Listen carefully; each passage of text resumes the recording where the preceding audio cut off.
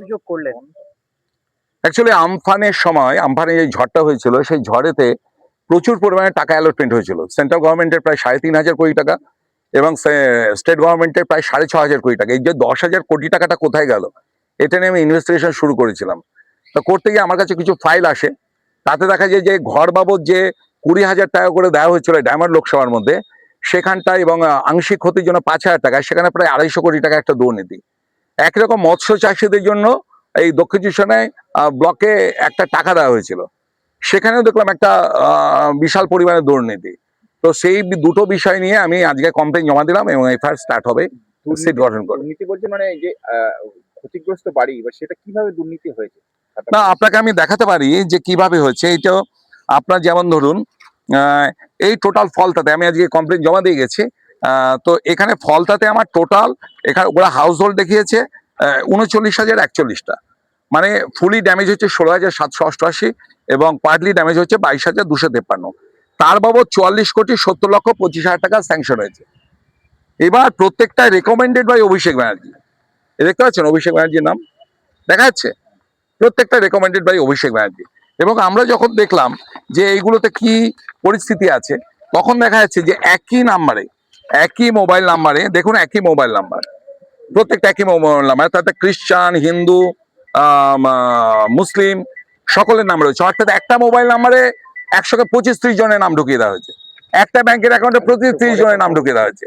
একই নামে ১৫টা ২০টা করে নাম রয়েছে, একই নাম। এই টোটালটা আমি তো ৩ রাত জেগেছিলাম এটাকে পুরো ছানতে গিয়ে আর কি।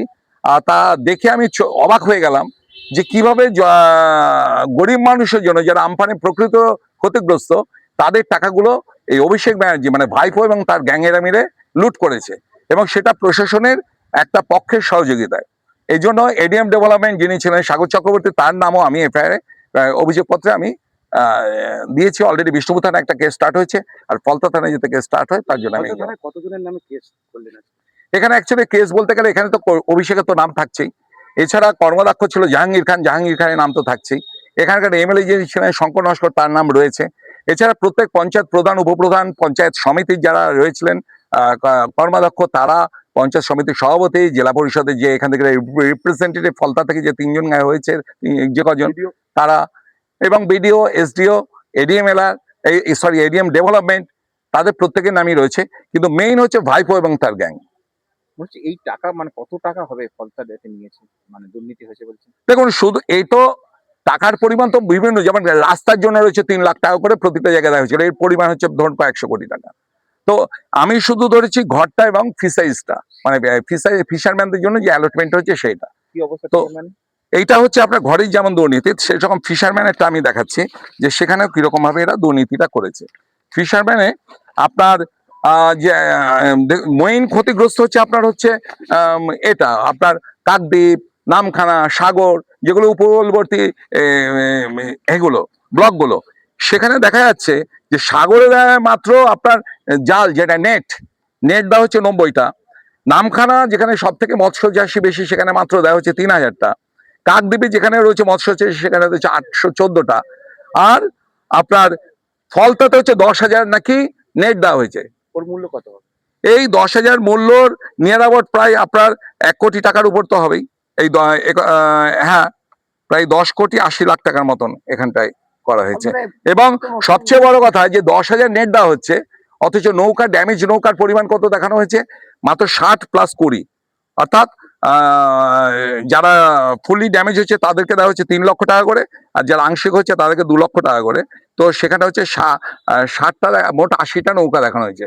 সে যদি ৮০টা নৌকা হয়, আমফানে ক্ষতিগ্রস্ত হয়, তা ১০,০০০ জাল তার জন্য নেট তাদেরকে দেওয়া হবে। আমি বোঝাতে পারছি কথাটা? ফলতাতে কি এই পরিমাণে মৎস্যজীবী রয়েছে? আপনারা ভালো করে জানবেন, আপনারা ফলতার এখানকার সাংবাদিক।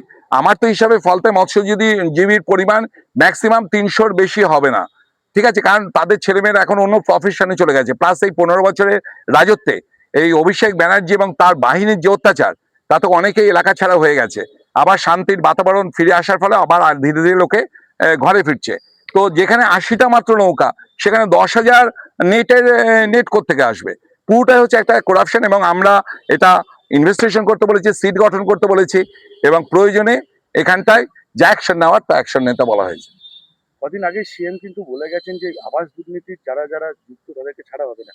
তারপরে থেকে কি আপনার এই স্কুটিনি স্টার্ট? না, আমাদের সিএম যিনি রয়েছেন আমার সঙ্গে প্রত্যেকদিন লিয়াজ হচ্ছে, প্রত্যেকটা ডকুমেন্টস তাকে দেওয়া হচ্ছে, তার গ্রিন সিগন্যালে আমরা এক একটা এফআইআর করা হচ্ছে।